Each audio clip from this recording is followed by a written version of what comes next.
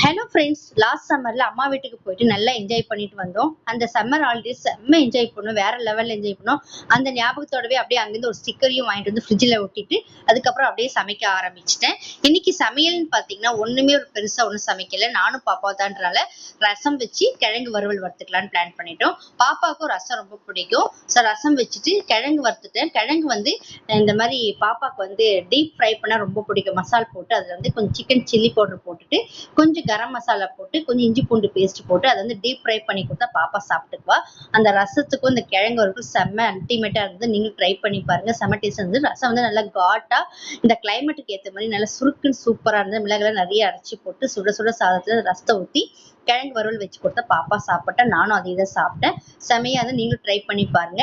இந்த வீடியோ பிடிச்சிருந்தா லைக் பண்ணுங்க, ஷேர் பண்ணுங்க, மறக்காம சப்ஸ்கிரைப் பண்ணி பாருங்க. நிறைய பேர் ஷேர் பண்ணாம பார்த்துட்டு ஷேர் பண்ணிட்டு பாருங்க. தேங்க்ஸ் ஃபார் வாட்சிங். டாடா.